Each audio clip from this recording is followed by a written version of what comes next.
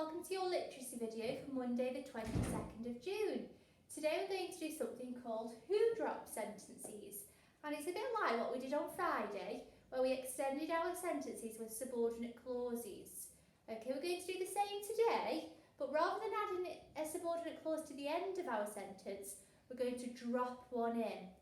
Okay, so remember, a subordinate clause adds extra information to your sentence and doesn't make sense on its own. Okay, we're also going to look at relative clauses like we did on Friday. So, let me show you what I mean. So, I've got the sentence here. Grandma sits in her chair all day long. Okay, so that's my short sentence, my main clause. I've dropped in here a relative clause. Okay, so information which links to my noun in the middle of my sentence. So I've got grandma, my noun, my person, comma, who is always grumpy, sits in her chair all day long. So I've took my sentence and what I've done is I've put a comma after my noun and I've dropped in my relative clause, okay?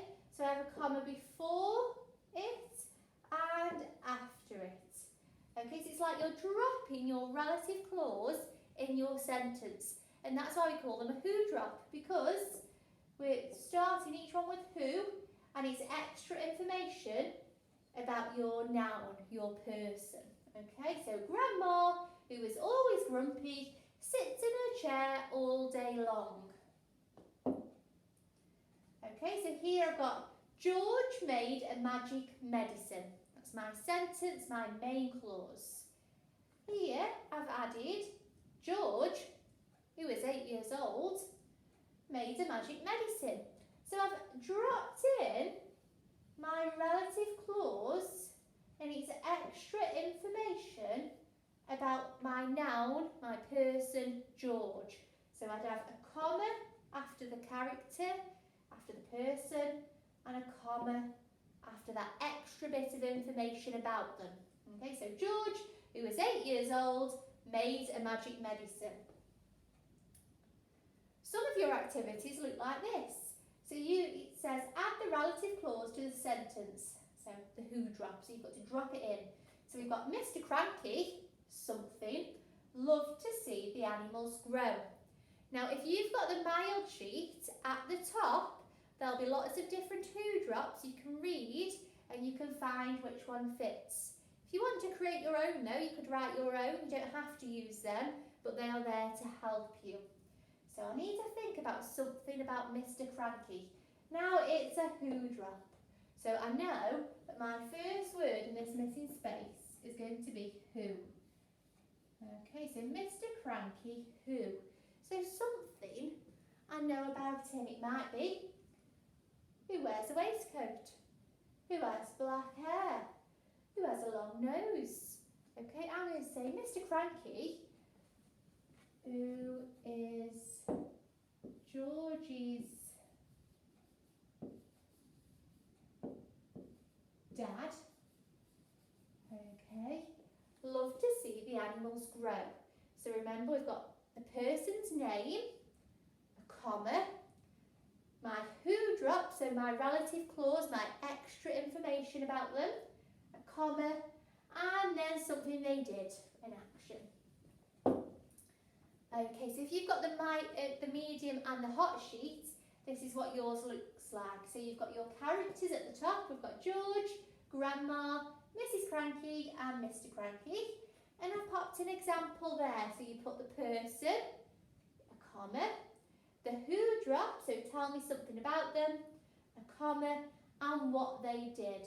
So I'm going to choose Mrs. Cranky. So, Mrs. Cranky. If I'm a bit unsure, I'll use that example as a guide. So I've got my person, thumbs up, need my comma next. Okay, now I need my who drop. So I need to say something some extra information about Mrs. Cranky. So Mrs. Cranky, who is, what could I say about her? I'm going to say who is a lovely mum to George. Got my who drop, I need my comma next. Okay, so Mrs. Cranky, who is a lovely mum to George, was shocked to see her mother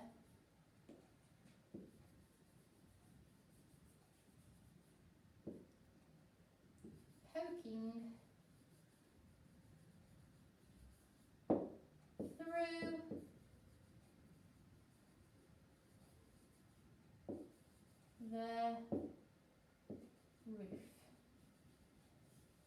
Full stop.